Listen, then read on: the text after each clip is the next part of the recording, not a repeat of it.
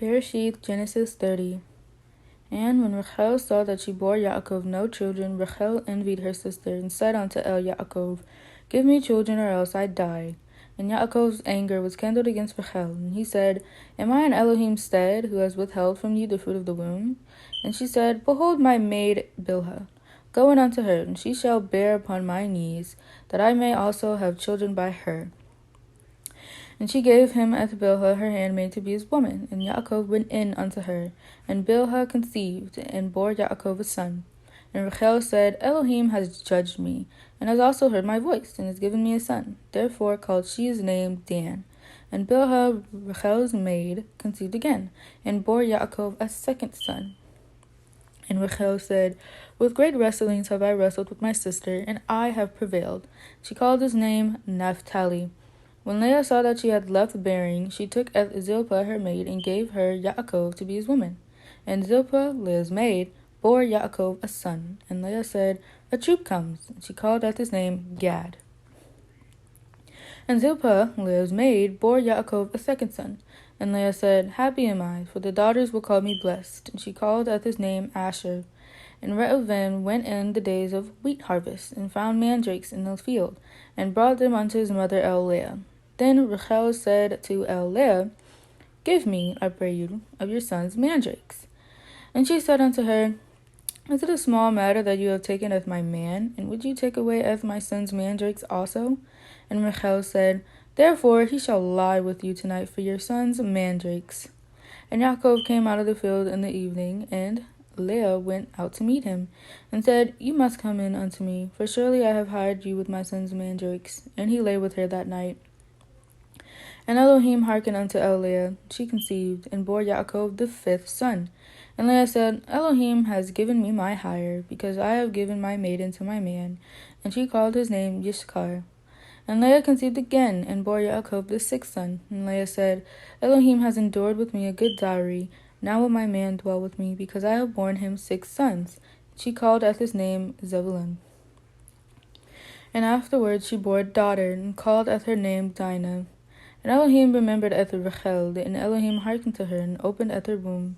And she conceived, and bore a son, and said, Elohim has taken away my reproach. She called his name Yosef, and said, Yahuwah shall add to me another son. And it came to pass, when Rachel had borne Yosef, that Yaakov said unto Laban, Send me away, that I may go unto my own place and to my country. Give me of my women and of my children, for whom I have served you, and let me go, for you know of my service which I have done you.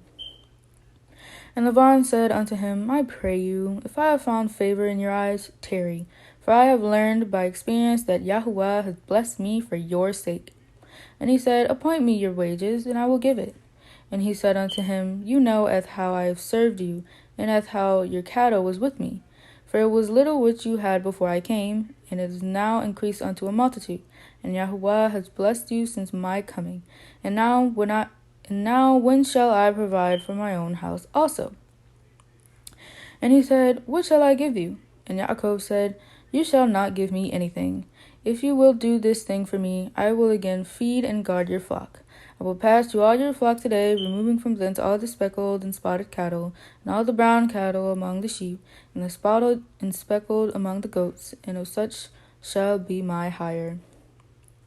So shall my righteousness answer for me in the time to come, when it shall come for my hire before your face, everyone that is not speckled and spotted among the goats, and brown among the sheep, that shall be counted stolen with me. And Laban said, Behold, I would it might be according to your word.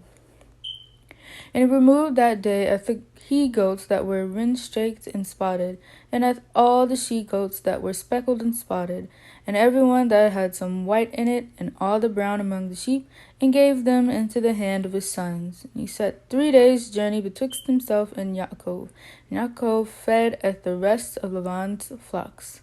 And Yaakov took him rods of green poplar, and of the hazel and chestnut tree, and piled white strakes in them, and made the white appear which was in the rods. And he set at the rods which he had piled before the flocks in the gutters in the watering troughs when the flocks came to drink, that they should conceive when they came to drink. And the flocks conceived before the rods, and brought forth cattle ring-streaked, speckled, and spotted. And Yaakov did separate the lambs, and set the faces of the flocks towards the ring-streaked, and all the brown in the flock of Laban. And he put his own flocks by themselves, and put them not unto Laban's cattle. And it came to pass, whensoever the stronger cattle did conceive, that Yaakov laid at the rods before the eyes of the cattle in the gutters, that they might conceive among the rods. But when the cattle were feeble, he put them not in. So the feebler were Laban's, and the stronger Yaakov's. And the man increased exceedingly, and had much cattle, and maidservants, and manservants, and camels, and asses.